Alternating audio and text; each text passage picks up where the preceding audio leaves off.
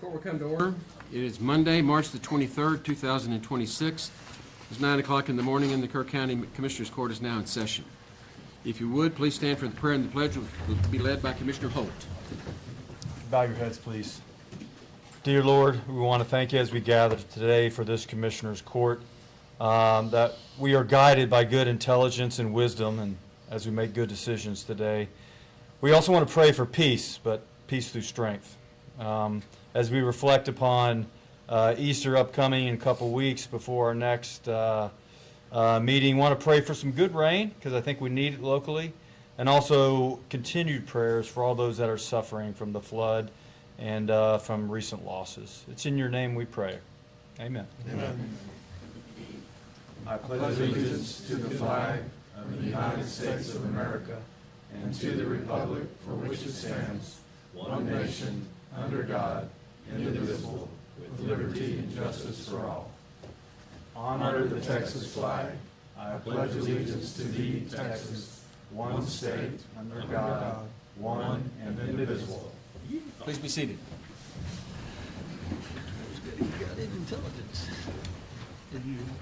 Okay, the first thing that we do, remember these little things? Make sure that you have either turned them off or turned them to vibrate so they don't interrupt the proceedings. And with that, the first item of the agenda is public input, and this is our opportunity as a court to hear input from the public. You're asked to confine your remarks to items that are not on the agenda. If they are on the agenda, please wait until that agenda item is called and make your remarks at that time. And you do not need permission for that. If you're going to make a presentation now, you need to fill out one of these slips right here. So with that, any public input? Okay, moving on to that, we'll go to Commissioner comments. Schreiner University hosted a hazard risk and readiness meeting on the 13th, and it was very well attended. We had people from the county, the city, the state, just a large gathering trying to create a new, they're going to create a new class there to where they can start training people here locally, that they're working towards accreditation towards people not having to travel. And so it'll kind of become a hub if things go the way they're looking towards that. And I think they started off real well. Enjoyed it a lot. We had a couple of ribbon cuttings, Flat Rock Park, animal control. I know Commissioner Holt worked his first year solid on trying to get all this stuff knocked out and done. Did a great job, and thanks to everybody that was involved with that. It finally got the ribbon. The doors are going to be kicked open shortly. We did pass the inspection with the city without any problems, and so we'll start getting that moving forward. I also want to mention my class. I know y'all know I'm the director of the Christian Men's Life Skills. We just graduated class number 49, and we've got 785 graduates from that program, with 33 in this last Thursday night's class, and it's made a real impact here in Kerr County. Very well attended by a lot of our local judges and law enforcement and folks that were there. These men are really appreciative. It's very similar, works hand in hand with drug court, things like that, and real successful program. Shows how nonprofits can be very impactful for our local community, along with some of the others that are here in this room today, that make a real difference here. So that's it. Okay. I'll just start off, burn ban is still in effect for Precinct 2. Still a lot of winter grass, tall and dry, and of course the wind is the main factor that's put us in the red flag warning. Just wanted to comment, I did attend the Flat Rock Park Playground Equipment commemoration, and I want to thank Woodman Life for that donation. The feedback from the local community is just phenomenal. I mean, the kids love that thing. They've done a fantastic job. I want to really appreciate our county maintenance team they did the installation. And, you know, if you went to that event or if you've been to Flat Rock Park lately, the park looks great. And again, that's a tribute to the maintenance department and the Road and Bridge. So a big shout out to the Road and Bridge department that, you know, when the initial answer was no, we couldn't do it, but after the flood, they found a way to use materials left over from last year's program and money, and they resurfaced the roads in Flat Rock Park. And as a result, the park looks really great. And related to that is the equipment manufacturer saw the impact of that, and they have decided to donate another set of equipment for Lions Park. And we do have a team that's working on putting together a restoration plan for Lions Park. And just to plug them, Woodman's Life? Okay, go ahead. No, Woodman's Life. Well, no, this actually the playground equipment manufacturer now Oh. that wants to donate a second Even set. better. So it's a separate company, I forget the name of them. Well done. But, you know, Lions Park is in serious need of restoration. We have a team that's looking at it, but all I can say is it's virtually impossible to turn down a donation of high-quality free equipment. So we're going to find a way to make that work and proceed with that. And then hopefully they can work around the new playground with the other restoration plans. Also, some of you are aware, and perhaps like myself, disappointed that the Gary Sinise Foundation canceled the Lieutenant Dan Band event that was scheduled for April in Flat Rock Park. And I spoke with one of their representatives last week. They were looking for input, if you will, on what they might do to help Kerr County. And I provided my input and suggestions. So it's now too late. Lieutenant Dan Band is booked for the rest of this year, so maybe sometime next year they might reconsider and set up a schedule. But they are seriously considering holding an event just to recognize and honor all of our first responders who were involved from the flood, and I think what that might be is some kind of a barbecue for first responders and family members, maybe in the park. Not 100% sure. And then I think they also want to offer some funding to impact a couple of our local veterans who are also impacted by the flood. So I'll be working with Commissioner Holt and I believe the VA and maybe American Legion for identifying candidates for that program. Because they clearly want to help, and we welcome that. So that's the Gary Sinise Foundation information. And then lastly, I'll put in the plug for Easterfest, which is scheduled for Saturday, April 4th in Flat Rock Park. It should be a fun day with an Easter egg hunt in the morning at 10 a.m. for the kids and a car show throughout the day. And I believe there'll also be some entertainment into the evening. And I remind everybody the event helps to support CASA, which is a great organization. So I look forward to attending that one. And that's all I got. Yes, sir. Just to double tap on the Gary Sinise Foundation, did reach out to them, did talk to the gentleman who's in charge of their foundation as well. While Commissioner Paces is doing the gathering, maybe in the future, I'm looking for that first responder out there with any of our volunteer fire departments, or our sheriff's office, police departments, fire departments that are paid, that had an impact because of the flood, that may have a disability, and they either need accommodation in their home changed, or a vehicle that needs to be help them out with accommodation. That's typically what the Gary Sinise Foundation does and how they leave a lasting impact locally. So I'm reaching out to all the different chiefs that are out there throughout this week. I've got about halfway down my list, looking for that veteran, lives on the river, impacted. It's kind of a unicorn, you know, it has everything and has a need for accommodation, but I think we might find that person. Burn ban is still lifted. And the reason we did that is because we had 4 grass fires in one Friday. I don't know if you know that. Not lifted. I'm sorry, in place. place, yeah. Thank you. Burn ban is still in place, and the reason we did it is because 4 grass fires really got our attention all in one Friday afternoon. And yes, we do need some more rain in order to get there. Did receive a few calls about when it's going to be lifted on the river, and that's to be discussed later. For the town hall, we're hosting a town hall in Comfort today at 7 p.m. That is it's a joint town hall between Chad Carpenter, who got reelected, and myself, for all those folks that live out east. It will be at the lobby tonight at 7 p.m. We're going to discuss principally 3 things. One is the battery energy storage update for Comfort and Kendall Substation, which affects East Kerr. Also, any housing development issues that are being coordinated out east, but more importantly, school bond for Comfort, which, if you look at the map, hits our eastern precinct 3, as well as, of course, precinct 4 within Kendall County. That's an update from the school board on what they want with that bond. And that's it. Thank you. All right, I'm going to touch on the burn ban in a little different way. I want to talk about when it's off and you can burn. You need to apply some common sense. We have some people that are burning after hours, after dark, or starting fires before dark, and that's troublesome for our VFDs, having to make those calls and check things out. Check on the do's and don'ts when the burn ban is lifted. You know, high wind, that's just common sense stuff. You don't start a fire when it's high wind. And we have some people that violate that stuff.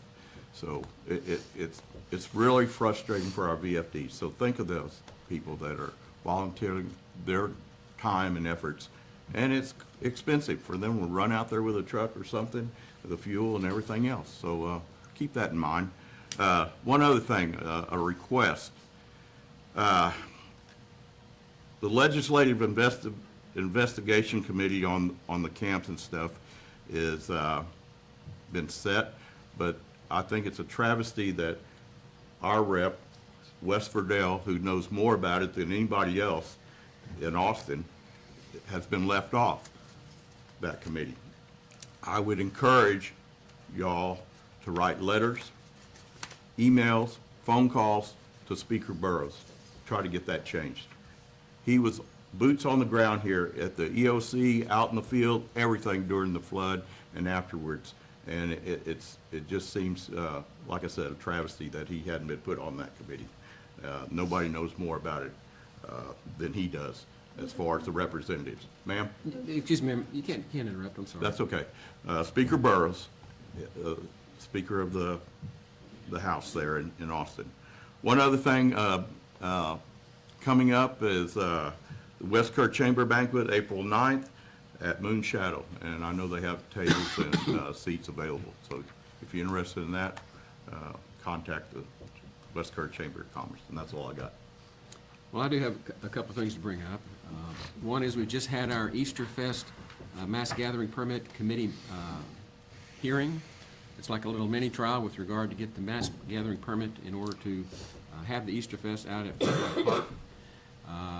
That was pretty much business as usual, except we added one optional requirement this year, which will probably be a mandatory requirement next year.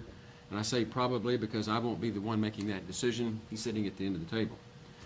And that is that for the campers that they're bringing out, the RVs that are staying overnight to do the cooking, which they do every year. Historically, they've stayed down along the river's edge. This year, they are deploying those out farther east in the park, back up on a little bit higher ground, certainly not high enough ground for the flood that we had this past year. But one of the things that we talked about and that I have voluntarily obtained the agreement from the Chamber and the Easter Fest folks is to have somebody that is awake all night, just like a flood watch or fire watch. Remember in the Army where we had to have fire watch people walking around all the time? Just to make sure that nothing was going on. And I think having somebody awake down there while they camp, getting ready for the festival the next morning is a prudent thing to do. And so we've added that. And I'll have more to talk about emergency management when we get to those items on the agenda. So with that, we'll move on to the consideration agenda, which is item 1.1. Consider, discuss, and take appropriate action to approve resolution to raise awareness of Diedert Center's Meals on Wheels program, recipients, volunteers, as part of the March for Meal initiative celebrating 54 years of Older Americans Act nutrition program. Ms. Thompson. Good morning. Thank you for letting me go first because I have people at Community Champions Week eating breakfast this morning. So there's still breakfast every day this week. So if y'all want to come have breakfast and go on a ride along with Meals on Wheels, we certainly have room for you. Thank you so much for considering this proclamation for our Meals on Wheels program. We've been, Diedert Center has been here for 56 years and have been actually providing Meals on Wheels that long. In 54 years ago, the Older Americans Act was approved, and that allowed us to have a little bit of funding to help us with that program. So last year we provided over 71,000 meals to Kerr County, and with the flood, we missed one day of delivery, and that was only because we weren't sure what the roads were going to be like for our volunteers. But we had already sent extra food home for that long weekend. So we are up and running. We've got, if you know of anybody in your district that might need Meals on Wheels as a homebound senior, please give us a call. We certainly will see what we can do to get that set up for them. Anywhere in Kerr County. We do it anywhere in Kerr County. So we appreciate the proclaiming March as the 24th annual March for Meals Month. Nationwide, all of the agencies across the country are doing this, and it just gives us a little strength behind our heart and our labor of love that we do every single day for our communities. I move for approval of the resolution. Second. We have a motion and a second to approve the resolution. This is the what? 24th? Pardon me? 54. 54th? Yeah, this is the Resolution 54th. 54th? Yeah, well, they started doing the March for Meals 24 years ago. They've been doing it for 54 years. Well, anyway, we've got a motion and a second to approve the resolution for you to do it again. Okay, awesome. Thank Any discussion? Those in favor, raise your hand. Unanimous. Thank you, Brenda. All right, thank you so much. Okay, moving on to item 1.2. Consider, discuss, and take appropriate action on a request for Flat Rock Park on July 11, 2026 for the Chilling on the Guadalupe Car Show. Mr. Marquez. Morning.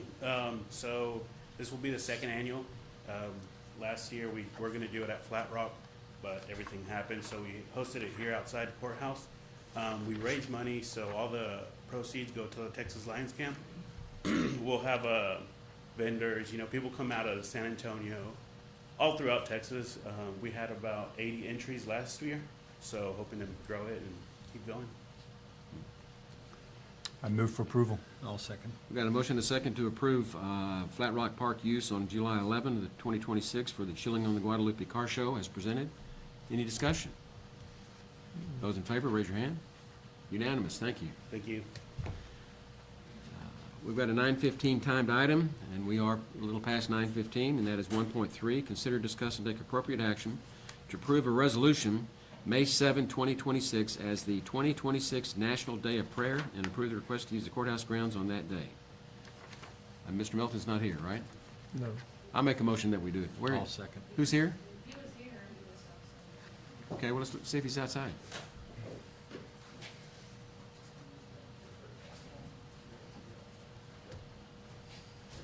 We didn't see you. Come on in. You're up. Good morning, everybody. Morning. I'm Matt Melton. I'm a chaplain over at Peterson Health, and today I'm here with the KMA, the Kerr Ministerial Alliance, to ask for permission to do the National Day of Prayer on the grounds out front. That'll be May 7th at noon. I'm going to read one thing quickly for you. America was founded upon the values of Judeo-Christian faith and freedom. Throughout our history, Americans have prayed for God's guidance and comfort where needed, and we have given thanks to God for the many blessings that He has graciously bestowed upon our nation since its inception.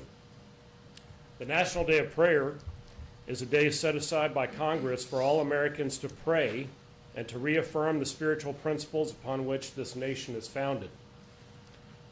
Across these United States today, Americans are uniting in prayer for our nation, states, counties, and communities to humble ourselves in God's presence and to acknowledge our continued dependence upon God. We give thanks for His many blessings and to affirm our faith in God's unfailing mercy, love, and grace. We seek God's blessings upon our national, state, and local leaders as we ask God to unite and heal our land. In Kerr County, we choose to participate in the National Day of Prayer, or hope to, in observance and demonstrate our honor of God and our dependence upon Him as we invoke His blessing upon all the people of this county. and upon all the local leaders who so faithfully serve among us. And this is an event that's open to everyone to attend. We've already got a motion and a second, right? Yes, sir. Because we believe we need the prayer. Yeah, absolutely. So those in favor, raise your hand. Unanimous. Thank you, Matt. You're welcome. Thank you. Thanks, Matt. Next item on the agenda is 1.4, consider, discuss, take appropriate action to approve a resolution recognizing April as Child Abuse Awareness Month. Ms. Early, how are you doing? I'm good. How are y'all? Kelly Early. I'm the president of the Kerr County Child Services Board.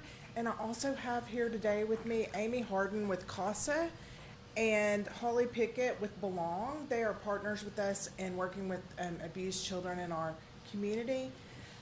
We have a board made up of John Carlson is our treasurer, Jody Grinstead is our secretary, and keeps us very well lined out and all of our Do we- things do going we in the know right her? direction. Do we know her? Familiar, man.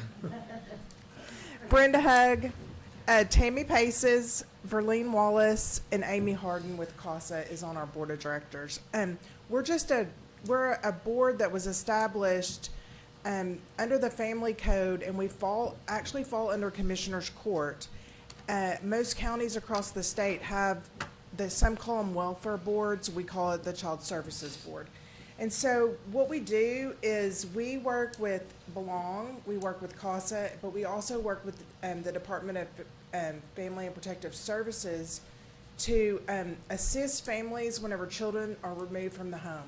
So sometimes it might be that we help a family who is trying to get their life back together so that the child can come back to their home. That seems like kind of where we had veered off in recent years. So we're just coming before you today to ask that you approve our resolution, and it's actually naming April as Child Abuse Awareness Month.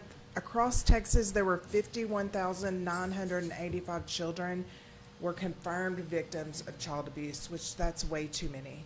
So we just ask that you would sign this proclamation and just encourage the community to work with us to further our efforts to assist these children in our community. So I want to thank our partners, CASA and Belong, for being here today. And I want to thank the Commissioner's Court for your continued support of us over the years. And that's all I have. I'll make a motion to approve the resolution recognizing April as Child Abuse Awareness Month. Second. Got a motion and a second to approve the resolution as presented regarding April as Child Abuse Awareness Month. Any discussion? Kelly, I assume you also want to put up the banner? Yes, that we do want to give- put up the give banner. your I think we successes. approved that last Did we? Commissioner's Maybe Court so. whenever Okay, I didn't anyway. show up. Yeah. We did. It will Sorry. be done. Any other discussion? Those in favor, raise your hand. Unanimous. Thank you. Item 1.5, consider, discuss, and take appropriate action to accept donations to Kerr County Animal Control totaling $113 for the month of February 2026. Reagan Gibbons. Good morning. These are our money donations that, to us for February. I move for approval. Second. Motion and second to approve the donations to Animal Control as presented. Any discussion? Yes, sir. I know it's only 113, but this had me thinking about the gracious in-kind consideration donation that we have from David Fritz. For all of that furniture, I'm very grateful that we didn't have to buy furniture, that he donated so much to that new facility. But that may need something we have to vote on in the future, especially if it's in-kind consideration of a considerable amount. That might need to get on here in the future, right? That just made me Yes. think about it when I saw this. And I'm not completely sure exactly what each item is. I know. It's a whole bunch of stuff. You got the we're gonna be value. Sorting through that hopefully this week. Well, all of that needs to be itemized and presented to the auditor's office. Yes, sir. It's a little more work, but it's more than, I didn't think $113 was the amount of the value. No. This no, is we something just haven't different, got to but that yet. yeah, in the future. Thank you. Yes, sir. And just so the public is aware of what we're talking about, at the groundbreaking on Friday, it was revealed that the Fritz family has donated all of the furniture that is virtually brand new from their facility to ours. And that's what we're trying to recognize. And the detail will be, we provide a detailed list to the auditor's office. All of that has to be recorded, and then we can take action on it. Sounds So with regard to this $113, those in favor, raise your hand. Thank you. Item 1.6, consider, discuss, and take appropriate action to appoint Unive Tonroy as Kerr County Law Librarian effective April 1, 2026, due to the retirement of the District Clerk, Dawn Lands. Ms. Tonroy, welcome. Okay, I move for approval. I second it. We're in favor. Those in favor, raise your hand. Unanimous. Thank you. Great presentation. Best this morning. Sold me. Okay, next is item 1.7. Consider, discuss, and take appropriate action to approve and authorize the county judge to sign an installment agreement with Tyler Technologies for the mobile CAD project for the Sheriff's Department. Mr. Tennis. Morning, Court. Yeah, this is just the formal ask for the signature for the already budgeted program for mobile CAD for the Sheriff's Department. And remind us what CAD means. Computer-aided dispatch. So Okay. putting dispatch in the vehicles. We say these words all the time, like we know what they mean, and sometimes we forget, so I like to be reminded. Yes, sir. Motion to approve. Second. Got a motion and a second to approve the installment agreement with Tyler Technologies for the mobile CAD for the Sheriff's Department as presented. Any discussion? Those in favor, raise your hand. Unanimous? Thank you. Thank you. Item 1.8, consider, discuss, and take matters on matters related to the Hill Country Energy Subregional Planning Commission. I do have a speaker on this one, so Okay. you may proceed. I've got it. We'll do it. Go ahead. What's that? Oh, all right. Do I go first? No, I wanna or you hold him want in her, contempt. her first.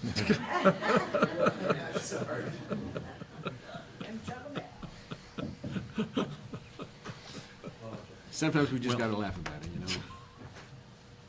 I guess I'll go ahead then.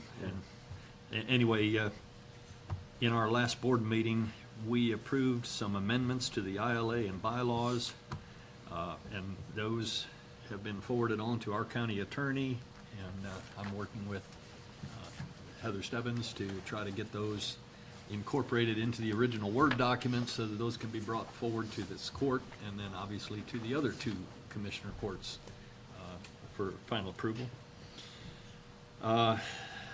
Pleased to inform everyone that Kendall County appointed Pam Miller to our board as the new landowner representative during their last Commissioners Court meeting. Pam Miller will replace our own Linda Bullard, who served for the last year on the board, and we're very appreciative for all the work she did. Otherwise, we're working on getting a meeting with the Texas State Cyber Command to address our concerns regarding the missing 700 developer attestations and the governor's list of prohibited equipment, which now includes cattle batteries from China. So Commissioner Holt will be reaching out to Vice Admiral T.J. White, retired Vice Admiral, who is heading that command, and we'll see what we can do to get that set up. Otherwise, the last thing is our next board meeting will be held on April 9th in the historic Kendall County Courthouse. I understand that's at 204, right across the street. So it's 204 East San Antonio Avenue, and it's on the second floor. Again, that's at 1 in the afternoon in the historic Kendall County Courthouse. That's all I have. And believe it or not, I'm old enough to have tried lawsuits in the old historic Okay. Kendall County Courthouse. I've not been in it, but I'm looking forward to it. It's very historic. It's very interesting. So Linda wanted to comment, I think. Yes, she did. Ms. Bullard?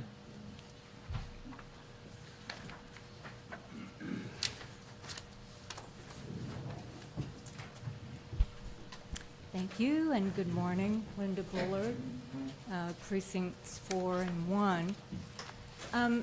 At the last Commissioners' Court, under this agenda item, Commissioner Paces asked Commissioner Jones to report on a meeting he had had with the developer of the Mountain Home Bass, but Commissioner Jones declined to do so, saying that he didn't think it belonged under that agenda item. And that agenda item, like this one, is consider and discuss update on matters related to the Hill Country Energy Subregional Planning Commission And for the life of me, I could not see how a report about a meeting with the best developer in Kerr County doesn't belong under that agenda item. In fact, what could be more directly a matter related to the HCE SRPC, whose sole remit is BESS? And the reason Commissioner Pace has asked for a standing agenda item about the HCE SRPC was so that time would be provided at every court for discussing anything that came up related to BESS. So I hope that Judge Kelly will agree that this is the appropriate and only agenda item for Commissioner Jones to report on his meeting with East West Energy about their BESS project in Mountain Home, and that Commissioner Paces will repeat this request for that report, and that Commissioner Jones will give it under this agenda item today. Well, excuse me, this is not an action agenda item. This was just informative. Mr. Paces makes his presentation to inform the rest of the court. That's all that happens today. Yes, but The point is there can be some interactive. this is a time for the public, and also, yes, it's about informing. And this is what I'm asking for, is informing about this meeting, which was But actually... you're asking me to do something, and I'm not authorized to do so by the nature of the agenda item. It's not an action item. It's informative. I hear the same presentation that everybody else hears. I have no other duty in this. Well, I'm just saying that this meeting of Commissioner Jones with the best developer at Mountain Home was announced, and Commissioner Paces asked for him to report on it. Have you made any efforts to talk with Mr. Jones? And I think that should happen. Have you sought to talk with Commissioner Jones? No. I haven't spoken to Commissioner Jones. You're free to do so at the appropriate time. But This is not I it. think that this report, it's relevant to the 391 Commission, it's relevant to all the citizens of this county, and this is the time when it should be heard. And it's not the only one. I mean, Commissioner Harris also informed the court that he was contacted by another developer called Pine Cove Strategies, who's interested, if I understood correctly, in a project right next to the East-West Beth in Mountain Home. Let me stop you a second and clarify. I misspoke when I said that. That company, Pine Cove Strategies, represents the people that have interest in putting a BESS in there. So it's not a second one. It's I actually misspoke when I S-Volta, said that but yeah. before. There's only one Yeah. potential best developer in Mountain Home. Oh, so it's two sites, one No. developer? No, No, it's one just one. deal, but this is, I don't know what you'd call it, Excuse me, PR ma'am. firm or whatever for that BESS facilities. For East-West Beth? Yes, ma'am. Oh, okay. All right. Well, This is an information item only, ma'am. Do you have, is there any other information that you have to present to this court? This is not an action item. I'm not asking for action, I'm asking for You information. asked a while ago that I do something, and it's not on the agenda for me to do anything. Well, I really think you're kind of missing the point here. If you want to talk to Commissioner Jones, you want to talk to Commissioner Harris, no, I'm sure they'll be welcome to I want talk to you. information to be given to the whole court, to the 391 Commission, and to the citizens who come to these meetings concerned about BESS and who hear that there are meetings going on. And also, I even want to know, I know that you and Commissioner Jones are both members of the board of the Kerr Economic Development Corporation, and I'd like to know whether the Economic Development Corporation has been contacted by Ms. any Bullard. representatives. Ms. Bullard, of I can't be, let me be polite here. That's not on the agenda. If you want to know those things, contact our respective offices. Well, But there's not anything going on that I know of right now. So what we're doing at this time that's is, great to know. That's all I wanted to know. I Then just thank feel you. like that this is the opportunity to discuss BESS in Kerr County, and things have been mentioned that aren't being talked about. If I felt like there was something that needed to be reported to this court, I certainly would have done that. But I have about 20 or plus meetings a week, and I'm not gonna report here publicly on every Yeah. meeting that I have. I mean, I Ma'am, don't want to have to do FOIAs. ma'am, let me stop you right there. That's enough. Thank you. We appreciate your input. Moving on to item 1.9, consider, discuss, and take appropriate action regarding a request for qualifications for a part-time fire marshal, as was approved the court order number 41793. Okay. And basically, all I'm gonna do today on this item, unless our county attorney informs me otherwise, I'm just sharing a draft RFQ for this purpose that I had sent to County Attorney Stebbins over like 2 weeks ago, I think, I don't know, and she forwarded it on to outside legal counsel, Mick. That one I did not forward to Nick. I forwarded the, Oh, I thought you did that one too. schedule to Nick, and this one you forwarded to me last week, and Okay, yeah, I was, week before last, and I was out last week. I have reviewed the draft and made some comments on it, but they're minor changes, and so it'll be ready to go by the next week. okay. So, and I guess if anybody on the court has any comments about it, just funnel them to the county attorney, and whatever she agrees with, in our next meeting, we'll ask for approval. Well, we'll certainly run it past the county attorney, but Oh, yeah. And at she's this point, already we each need to read and study it, That's and give our right. input back And to that's the all public. I'm asking for. Okay, great. My comments to it, when I reviewed it, are, they're minor changes. I did have some questions, so if y'all will pay particular attention to how you want that position to be supervised. There are some mentions of that in that RFQ, so y'all need to decide how y'all want to manage that position, and let me know if that's something you want to include in the RFQ or something that y'all will work out later. And as you well know, because you taught us, you can talk to all of us. We can't talk to each other about this. Yep. But if you'll just get that information to us, I think all of us will be happy to review it and have our input for next meeting. You got it. I'll highlight what my comments are, and I'll send them out to all you guys Sure. under legal advice. Very good. That's OMA compliance, by the way, Open Meetings Act. Okay. That's really all I had on this item. Then let's go on to item 1.10, which is to consider, discuss, and take appropriate action to finalize the fee schedule to be used by the part-time fire marshal that was approved in court order number 41793. And just again, so that the court is aware, I've tried to make some progress on this, and basically, the court has already approved adopting a fee schedule similar to Kendall County's fee schedule. So I reached out to Kendall County's Fire Marshal, Brady Constantine, who was gracious enough to provide input. You basically have in front of you now an email that he sent to myself, and I forwarded on to Heather, with his comments. And basically, The X's are his comments? he's saying, if you read the email, anything in red, delete, because it's not really applicable based on our. We've already discussed that, right? What's in red? Well, We did that last we time. have had this fee schedule for several meetings. It's been on the agenda a number of times. This is the first time that you've seen it Well, with his we're trying to suggestions. track the iterations, Commissioner.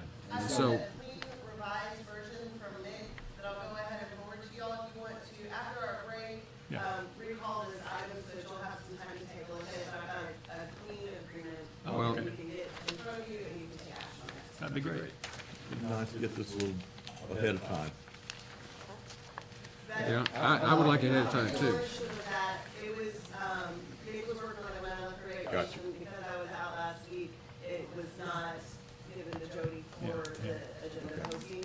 Well, but what- Since then, a clean, revised version is accepted. And where I am with Commissioner Harris on this is, the 5-minute break that we take is not sufficient for me to sit down and go through and figure out what was here and what was there without a one-to-one comparison, so that's something we'd do the next Commissioner's Court as far as I'm concerned. It'll be ready to go for the next Commissioner's Court. I went Thank you. ahead and forwarded it over to Jody. We'll get it done. Okay. So that's all I've got. Okay, next item is 1.11, consider, discuss, and take appropriate action to authorize the disposition of a Glock 45 pistol, serial number CBHS 827, in compliance with Texas Governance Code 263.152. Sheriff Letha. Yeah, I'm looking for the court's approval to be able to disposition this Block 45. Obviously, 1.12, we'll discuss what's going on. Okay. I move for approval. Second.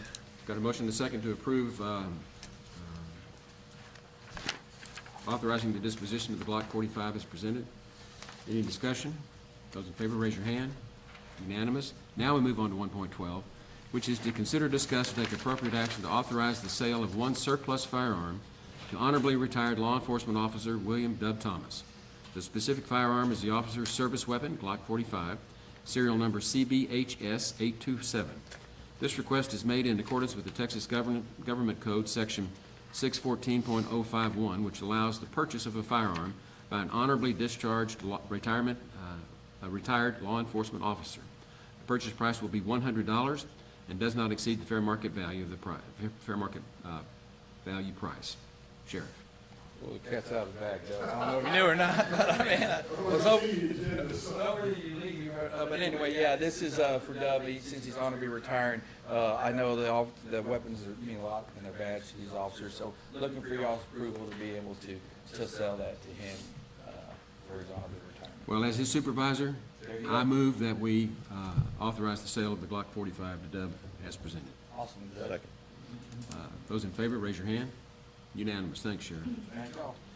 Next item is 1.13, consider, discuss, and take appropriate action to amend the resolution approved in Court Order Number 41713 for the Kerr County Rifle Resistant Body Armor Grant Program for FY 2027, to change the originally assigned Office of the Governor grant number 570791 to the newly assigned grant number 4951703. Ms. Putnam. We just need to change the grant number. I don't know what it is about this particular grant, but it seems like almost every year they want to change this one to a different number after it's already been set. So I need to make that reflect on the resolution. So moved. Second. Second?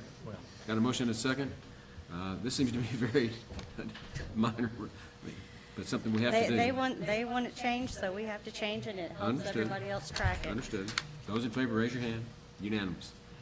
Item 1.14, consider, discuss, and take appropriate action to ratify and confirm the withdrawal of grant application for the 216th DA Mobile Forensic Initiative, Office of the Governor, grant number 573101.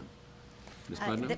We would like to go ahead and withdraw this from consideration for the Office of the Governor. This particular grant opportunity was not covered, did not cover what the intent was of what they wanted to do with the grant funding, so we withdrew, so now we're apologizing and asking for permission to do so. I'll move to approve the withdrawal of the grant application for the 216th DA Mobile Forensics Initiative, Office of the Governor, grant number 573101. Second. Got a motion and a second to approve the Mobile Forensic Initiative grant application revision as presented. Any discussion? Those in favor, raise your hand. Unanimous. Thank you. We're actually a little bit ahead of schedule, so let me kind of fast forward. We've got timed items at 10 o'clock. Let me move down to the untimed item at 1.17, which is to consider, discuss, and take appropriate action to approve the Emergency Management Coordinator job description, which we have revised. We took Dub's job description and made it for someone that has reasonable experience. Dub has, I think, somewhere in the neighborhood of 75 certifications, his law enforcement certification. We didn't feel like all of that was necessary for this position. And so that's how we came up with the job description as presented. Motion approved. Second. Got a motion and a second to approve the Emergency Management Coordinator job description as presented. Any discussion? Those in favor, raise your hand. Unanimous. And then 1.18 is to consider, discuss, take appropriate action to hire a new Emergency Management Coordinator and set salary. This is the good news, and can you hear my sigh of relief? To have a replacement Emergency Management Coordinator. We're going to miss Dub. We can't replace Dub. But we conducted interviews last week. I believe we started them at 8:30 in the morning on a Friday and went through until we had interviewed them all. We made an offer, and that offer has been accepted. And that is we're pleased to announce that Shory Harmon, our county liaison officer from Tatum, who has been with us for the last 2 years, been with Tatum for a number of years, is a graduate of the first Tatum Academy class, and who has 4 pages of certifications and classes that he's attended, and has been with us step for step through this entire flood process. And there could be no one better qualified to step in and to help us with our emergency management going forward. And so with that, I'm going to go ahead and amend my motion to include that hiring include the specific of Shory Harmon, who called in this morning. Isn't that the next item? You haven't called that yet. Or is it this one? I'm sorry. What's this one? No. 18. I think it's this one. This Well, one. We're doing the job description though, right? We We did, already did item that. 17. That's already approved? Okay, sorry. This is now for the hire. Keep up. I'm one behind. So I've got a motion that we hire him, Yep. and you got a second. Any other discussion? Those in favor, raise your hand. Unanimous. Thank you. And quickly, we'll go on to item 1.19, which is the discussion regarding the joint application of AEP Texas, Inc. and the City of San Antonio, requesting approval for the Public Utility Commission of Texas, PUC, to amend their certificates of convenience and necessity for the Howard to Solstice 765 kilowatt transmission line in Southwest Texas, which we will do immediately after a 5-minute break. I think this is going to take a little time. Yeah, I think it would. So let's take a 5-minute break and we'll come back and take this 119 up. Yeah, so.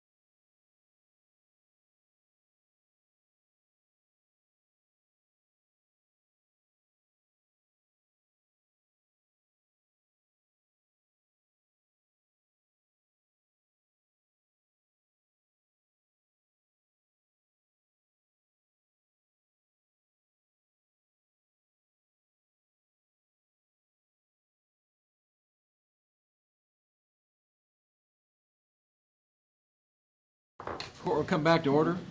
We are in the envious position of not being ready for our timed 10 o'clock items. So let me skip down the agenda a little bit here, and let's make some progress. I'm going to call item 1.20, consider, discuss, and take appropriate action to approve the revised job description for the office assistant in the AgriLife Extension Office. Ms. Zapata. Caught you off guard. You did. Good morning, Judge and Commissioners. Angela reached out to me. The job description was a little outdated, so she wanted to make some updates on it. That's all it is. There's nothing really changing, just verbiage. I move for approval. Second. Got a motion and a second to approve the revised job description for the office assistant in the AgriLife Extension Office as presented. Any discussion? Yeah, I spoke with Sylvia about this the other day when I saw it on the agenda, and it's just an update. It's no big change, just some things that it was antiquated in their job description that they wanted to improve. Same position, though, there's no. No, yeah. Right. nothing. Okay. Any other discussion? Those in favor, raise your hand. Unanimous. And then I'm going to call item 1.21. Consider, discuss, take appropriate action to authorize the county judge to sign the addendum to Exhibit A for the arbitrage rebate services with BLX Group LLC Services of 2020, Series 2023, Series 2024, and Series 2025 tax notes. Ms. Johnson, I know you're just thrilled to be at the podium. I am. And this is to approve and authorize an addendum to the arbitrage agreement that we already have with BLX. Correct. And I'm not going to ask you what the definition of arbitrage is. Everyone in this room knows that, right? Not? Let me read it so you know what we're doing. Arbitrage is the simultaneous purchase and sale of an asset in different markets to profit from a temporary difference in price. It is virtually risk-free strategy that exploits price inefficiencies commonly used in stocks, commodities, and foreign exchange. Key examples include spatial arbitrage, merger arbitrage, and retail arbitrage. And in this case, it has to do with the interest rates, the monies that we're being paid on our investments, and the interest that we're paying on it. It's an arbitrage. Tanya came to me and talked to me about this with joy, and she was just overjoyed, bad pun, to be able to talk about arbitrage, which she didn't really understand, and quite frankly, most people don't. But that's what it is. It's just it's trying to take advantage of the inefficiencies of the interest rates at this time. So, with that, I'll make a motion that we approve it. Second. Any discussion? Those in favor, raise your hand. Unanimous. See, that wasn't so bad. She was really worried about that, guys. Okay. Then we've got two 10 o'clock items. The first one is item 1.15. Consider, discuss, take appropriate action to open and receive bids for the construction of the East Kerr County Center Point Wastewater Collection Project Phase 4 and refer them to Tetra Tech for evaluation and award recommendations. Said recommendations to be presented at a future Commissioners Court meeting. Bobby Gore. The construction of Phase 2 and Phase 3 of the East Kerr Center Point Wastewater Project were substantially completed in January of 2024. At that time, there were a variety of loose ends that were needing to get tied up, and this will be done as part of Phase 4. Plans and specifications for Phase 4 were approved by the Water Development Board, and the project's been advertised. Bids were due last Friday, and we would like to open bids at this time. Have Don Berger with Tetra Tech with me as well to help with that. All right, and I'll read out the bid. Well, since they've already opened it, I'll make a motion that we approve the opening of the bid. Second. Thank you, second. All those Yeah. in favor for Very opening the good. bid, raise your hand. Unanimous. Now that we got the bid. All right, it is a three-part bid, so everyone's tracking. It has subtotals A, B, and C. The total bid amount reflected on the proposal is $2,666,550. 2667550.00 is a total bid price. I'll go into just a little bit of detail on each of the different bid categories so you understand what they're comprised of. The first Part A, bid part for $835,500 is indicated by bonds and insurance, which is the major portion of it. which we need. Prepare ROW, I think that's right away, and SWPP, which is the sewage water. And then it has additional canopies and structures. That's all of Part A, just so everyone's tracking. Part B comes up to a total of $35,000. It is a lump sum cash allowance for permitting, $10,000, not cheap to do work, $10,000 for a permit, and then $25,000 for contingencies. That's the majority for Part B, which is $35,000, and then the rest at $1,797,000 and $50 is unit subtotal for C, and it is comprised of a whole bunch of stuff. But it does include anything from materials, backfill, manholes, sewer pipes, everything you would think you would have to do a project on and list out materials is Part C. Includes demo, which is the second largest category, and then service for lateral. So it's a lot of labor and parts, which is Part C. Who was that bid from? Okay, and thank you. This bid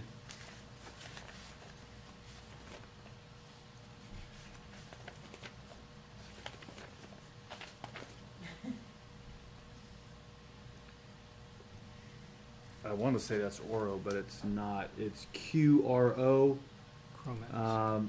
Mex Construction Company. Thank you. Chromex. Chromex, thank you. Chromex. And that was the only bid? Only bid. Okay. That's it. Thank you. So at this time, we would like to request, we refer the bid to Tetra Tech for evaluation and award recommendations, and these recommendations would be awarded at a future court meeting. This should have been included in your original motion. Well, I'll amend the motion to include handing over the bid documents to Tetra Tech for evaluation. Don Berger? For the recommendation. I met him 9 years ago, and we're still trying to finish this project. Yeah. This is the last phase. I know. Hopefully we can make this work. And that's when I first even knew what QRO Mex meant. It's the name of the company. It was met with a number of times. Who was your second on the motion there to approve the amendment? It was Judge Kelly. I was. So You're you're good okay with the my, amendment? amendment to Sure. the motion? Okay. Yeah, we want to get this finished. Yep. Thank you, I appreciate it. No. Thank We've got y'all. to take a vote. All those in favor, raise your hand. Unanimous. Thank you. Thank y'all. That's been a labor of love, by the way. Not so sure about that, but. Yeah. Well, Not something to The say citizens about- out there Not love something to it. say Labor. about the sewer system very often, but Anyway. The next 10 o'clock timed item is number 1.16, consider, discuss, and take appropriate action to accept the quarterly report from the Veterans Services Advisory Committee, Gary Nova.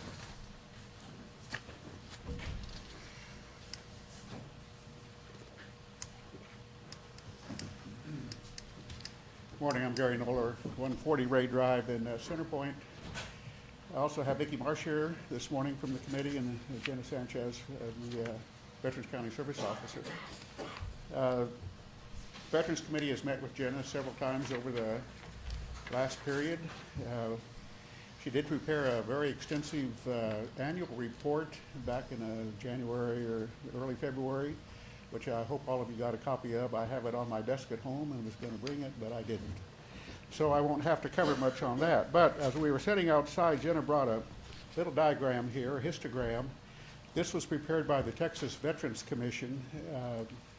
Veterans County Service Officers in the state of Texas are under the sponsorship of Texas Veterans Commission. That's who sponsors her for accreditation through the Department of Veterans Affairs.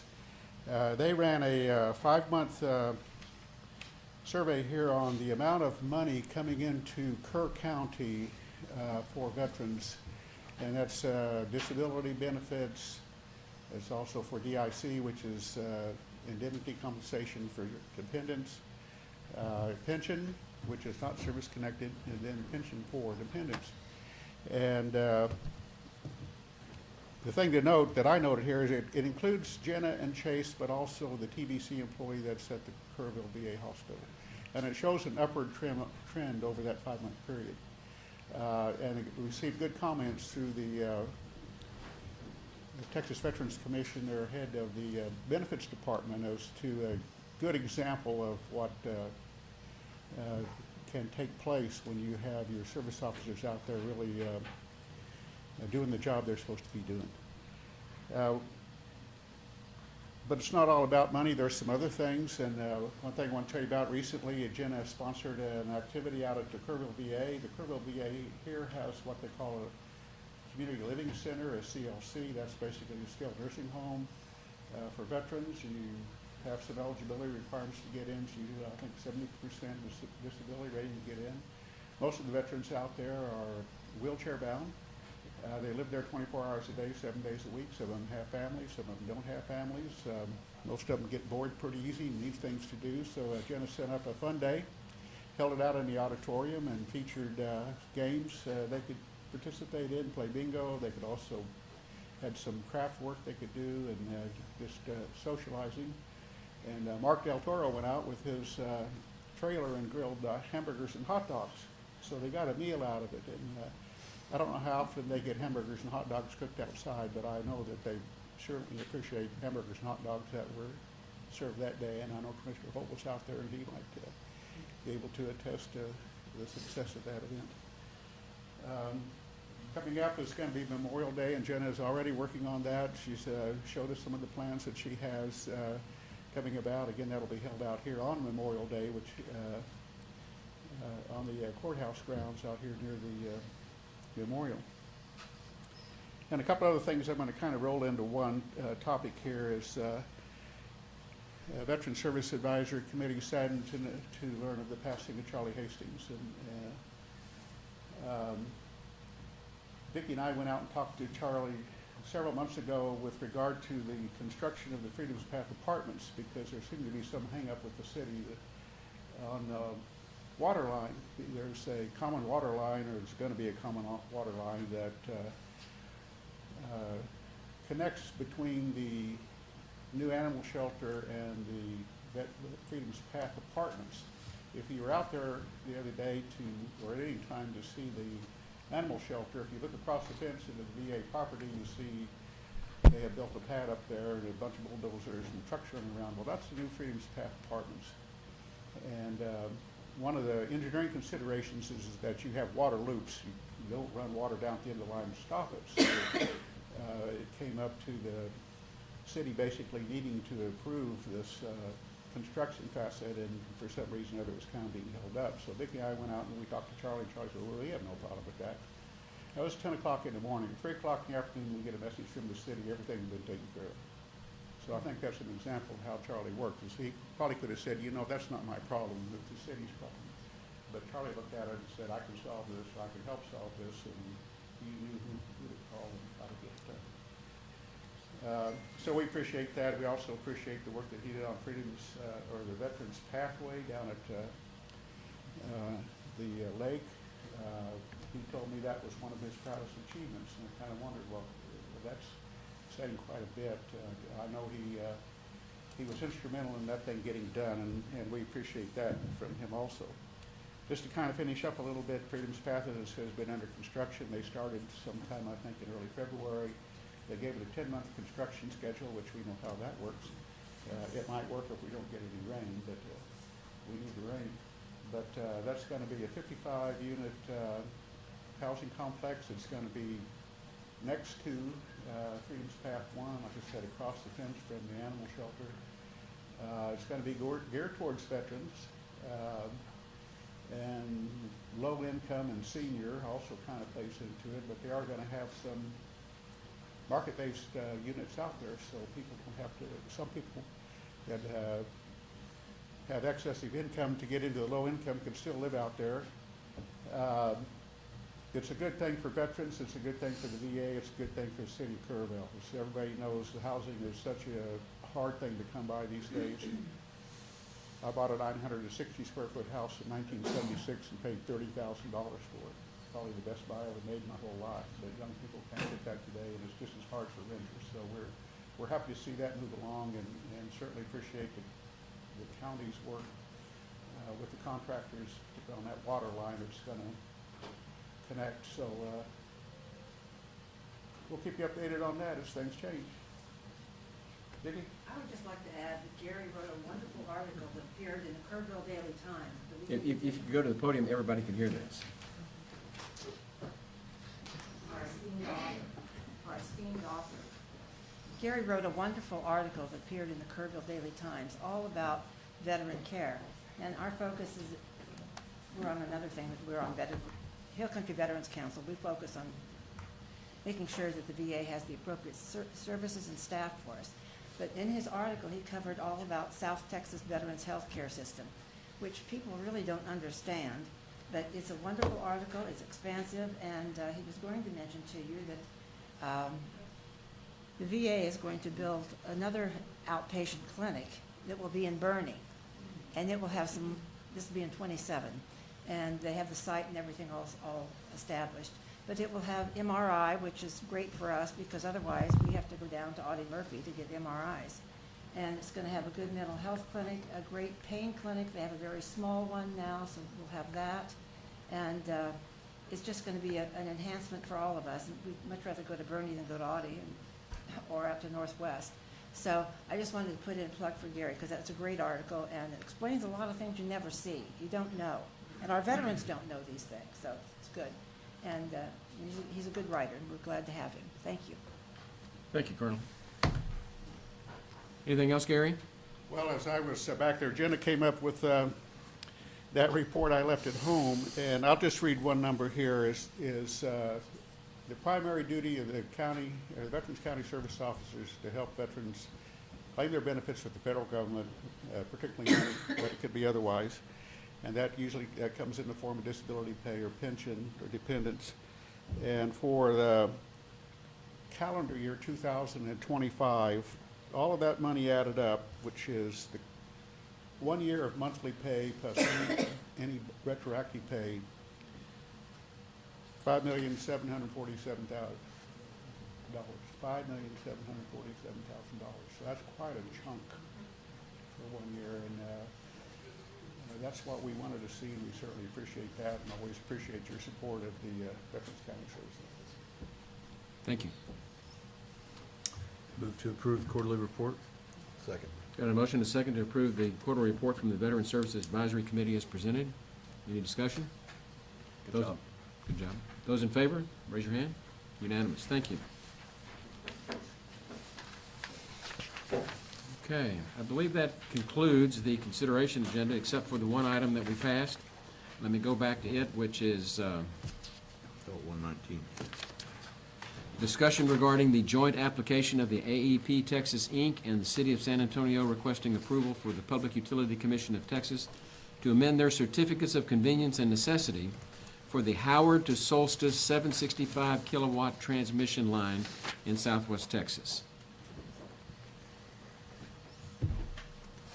Anyone want to address the court? Well, it's a big undertaking, and it does cross a small portion of far west Kerr County. Some counties are divided down the middle. I mean, it's a long deal, and nobody likes it, but they're a powerhouse, and they're coming through. Well, let me give a little explanation. If you see, I put this item on the agenda because I'm the default person to put things on the agenda when other people want them on the agenda. So that's how it got here. The deadline is April the 1st. This was sent to us without explanation. I mean, it's sent to us as required by law. That's how we get the notices. It does not materially affect Kerr County, is what I think Commissioner Harris is saying. It goes across a very remote corner of the county. But it is a huge item in other counties. It's a huge item for those landowners. Those landowners, yeah. And so, no one has called me about it, no one has talked to me about it. I put it on the agenda because by law I'm required to do that when they're sent to me for county consideration. And so that's why it's on the agenda. So are we being asked to approve it, or what's before the court? Is there a decision, or is this just information? It's going to happen no matter what? the same information. The only information I got is what's in the handouts that you got. Because it's not very clear. I did not get a phone call. I did not get a conversation.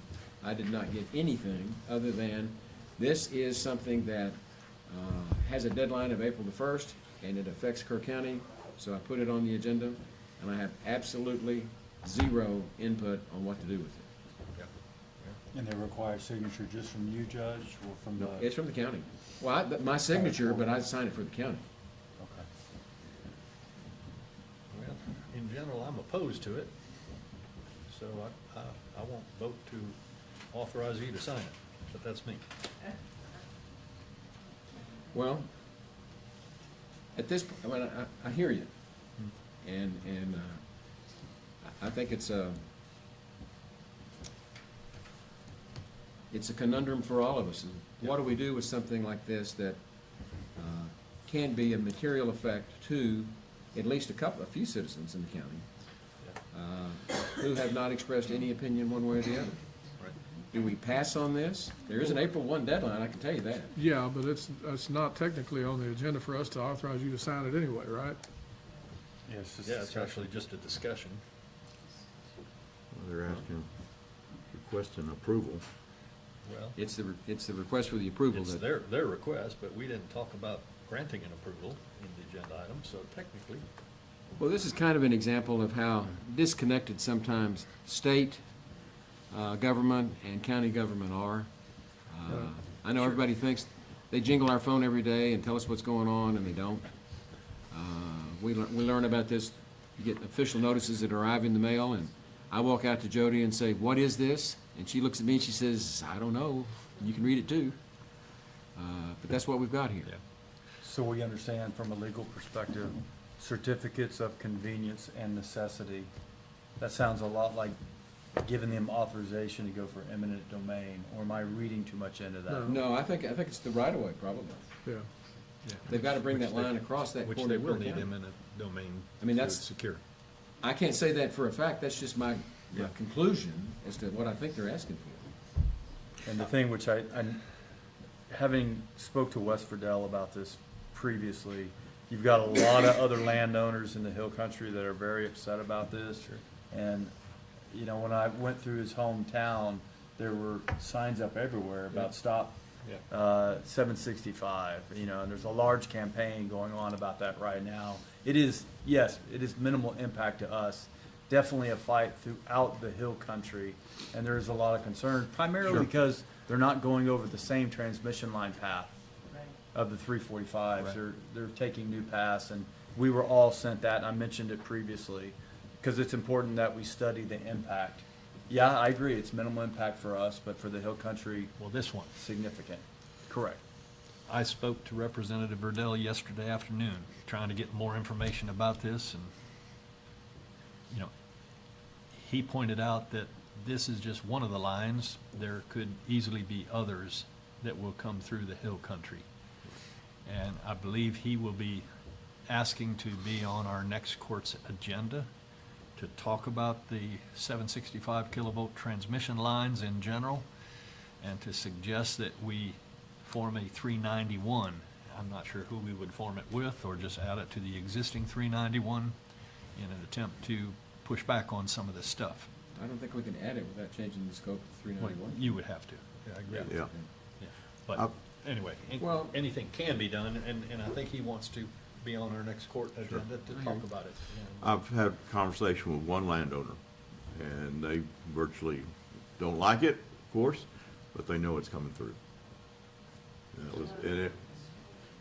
They didn't Well, raise a fuss Well, about it, but. there are other 391s being formed, and I think they're gonna find a big pushback on this, not necessarily from Kerr County, but other segments that obviously, if they can't get the total line approved, they're not gonna just construct in Kerr County. So it's hard to say where it's actually going and whether they'll be successful or not at this stage. The county attorney wants to say something. I want to make sure we listen to it. The notice here, it is, like you said, it's just notice that they are planning on amending their certificate of convenience and necessity. But there, the last paragraph in that document that they sent, Says if you have any questions about the transmission line project, you may contact AEP Texas Regulatory Case Manager. His name is Chad Tomanek, Tomanec. Here's a phone number provided for you all and citizens, 361-881-5703, or CPS Energy's project manager, Antonio De Mondonca, at 210-353-6673. And that is an example of what I think is governmental arrogance. The burden of proof should be on the people that want to put the line across the property. Right. But they don't even tell us anything about it. They give us the name and numbers. They call these strangers and talk to them about it, and they can fill you in on it. So I don't know what obligation we as a governmental body have to accommodate their need when they haven't even taken the time to come here and explain it to us. Sure. I expected lines out the door. That's why I moved it past the break, because I knew it was controversial, but nobody's here because I suspect nobody knows about it. Right. Right?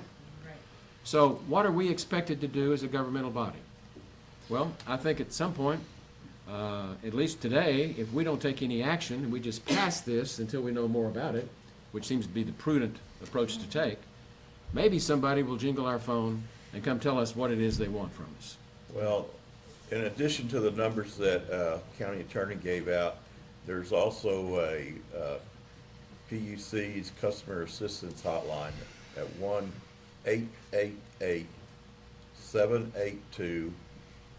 1-888-782-8477. Or for people that are hearing impaired or just want to send a text, you can use 1-800-735-2989 with your concerns. So, And the county or citizens can participate in the docket, and that's part of the information that's also provided to you guys. I don't know what that participation looks like, but that's. all they're gonna do is do what they're doing right now. We'll pass on it. They still will not contact you. They will set up a public hearing somewhere, out of the way, that the public doesn't know about. They'll post it in some small paper, and they'll get it passed. Can they do Right. that if it involves Kerr County property? Sure. They put in the locations, Uvalde City Hall, Val Verde County Library, Fort Stockton There you Public go. Library. And they don't care about Kerr County over there. Of course not. I don't know, I'm not trying to work up a head of steam here. There's something wrong about this. There's something just wrong about it. Well. And before I'm asked to take a vote, I'd like to know what it is that I'm voting for or against. And so I'm really not prepared to even put this up for a vote. Sure. Unless the other commissioners here wanted to vote on it. I'm happy to vote against it, but I'm I seeing think this. head shake all across the way here. We need to know more about this before we take action, so we're just gonna pass on it for the day. This is classic PUCT. I mean, they're, I'm sorry, PUCT? Public Utilities Commission Oh, yeah, okay. of You got it. Texas. Okay. Have just a little bit of experience working with them. Well, or trying to, in and- terms of our 391, but, and you know, Commis- they don't explain anything, and they've been all backwards on the whole grid thing. You know, that's why we have over 700 missing out of stations from battery energy storage developers who haven't even demonstrated that their equipment that they're installing and connecting to our grid, you know, can't be manipulated by a bad Well, actor. My big issue here is the burden of proof. Yeah. Who has the burden, who has the responsibility to carry the day that this is something that we ought to do? It ought to be them, It ought to be. not us, because we don't even know if we like it or not. You know some homeowners that would prefer not to have it. Of course. But if they want us to do something, I think they ought to come talk to us. I agree, except I also agree with Commissioner Well- Jones that they're gonna find a way to go ahead and do this. And they'll have to some give us obscure- notice, Yeah. they'll have to give us notice, and we'll be able to put it back on the agenda, Let's hope so. and take whatever appropriate action we deem at the time. But for the time being, I just think that it would be irresponsible for us to approve anything. Sure. So we'll pass that, and that concludes the consideration agenda. We now move on to the approval agenda. Item 2.1 are budget amendments. Ms. Johnson? We've got, Just so you know, she likes lots of questions. Yeah, before you, 6 budget amendments right now. I move for approval. Second. We got a motion and a second to approve the budget amendments as You're presented. not gonna question all of them? No, we're not gonna do that to her. She went out of her way to let us know that she really didn't want to be questioned, so we're not questioning her. Tanya will be back next board meeting. So, any discussion about the board amendment, the budget amendments as presented? I Those in move for favor, raise your hand. Unanimous. 2.2, pay bills. Yes, invoices for your, today's consideration is $1,326,676.59. I move for approval. Second.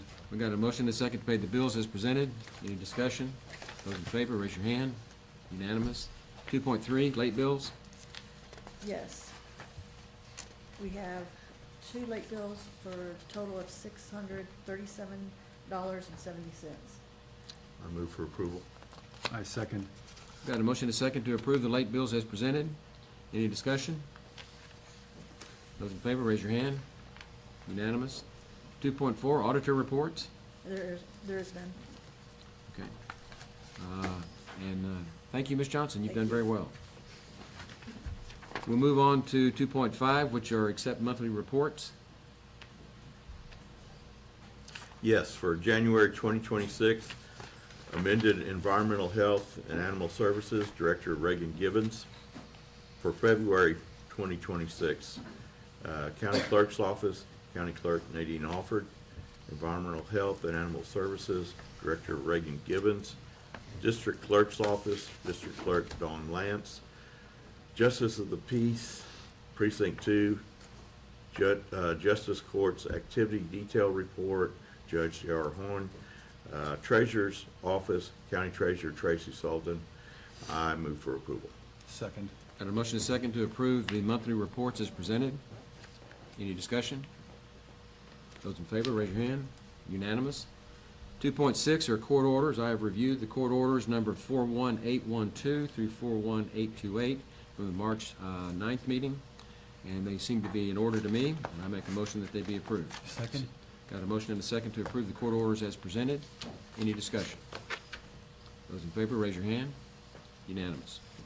Moving on to the information agenda. Item 3.1 are status reports from department heads. Any department heads want to address the court? Mr. Tennis. And Mr. Tennis is the head of the IT department, for those of you that are wondering.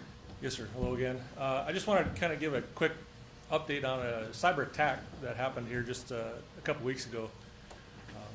This was actually a group that was funded by the IRPC, Iranian military. They were actually able to deploy a cyber phishing attack to a global medical manufacturer.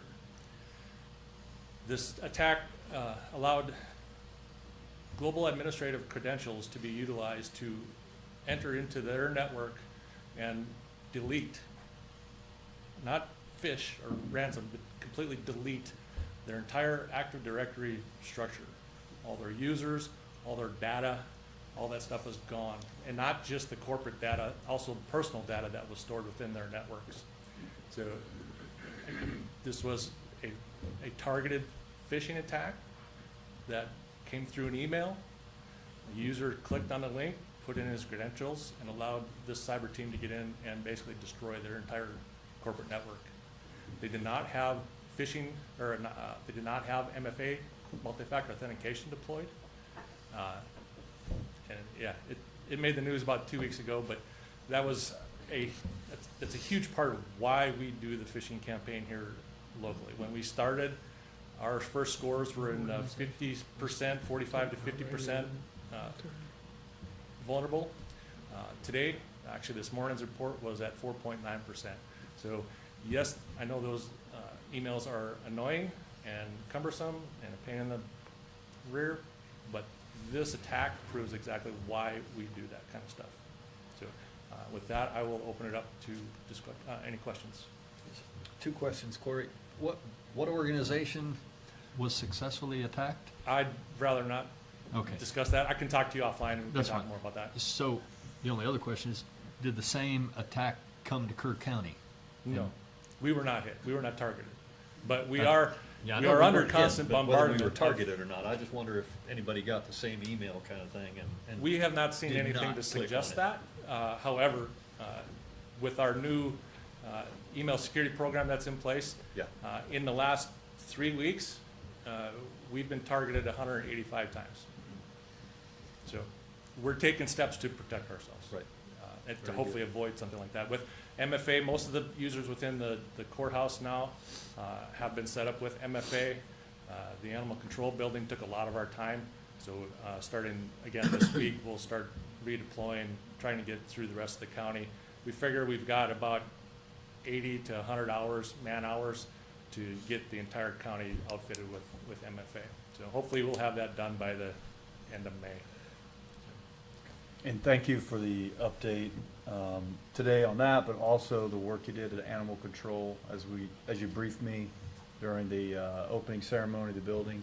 Significant amount of planning for security cameras. I won't go into a lot of detail what we're doing there, but you've done well to provide planning and estimation and eventual fully equipping without going into a lot. I know because details concern you when we talk about what we're doing, but Yeah. thank you. You've saved us a lot of money by doing that. That's it. And last and least here, I want you to know, and I want the public to know, that these little exercises that we get sent out, and we get these tests, folks. We have a program to test us and send us out challenges, and this phishing thing has been a very major emphasis of the training. And believe it or not, on one of my credit cards, I caught one. I caught a fish and did not take the bait. Good. But for the training that I've gotten here and the program that you've initiated and promoted, I probably would have been hacked on that. And so as a user, I'm saying it works. It works. I'm sorry. Well, I didn't mean to take up your time. Okay. Anything else? Thank you. Item 3.2, status reports from elected officials.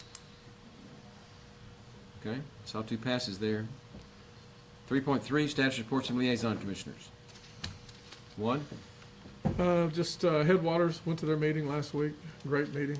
Got a lot accomplished over there, and constantly meeting with UGRA. good.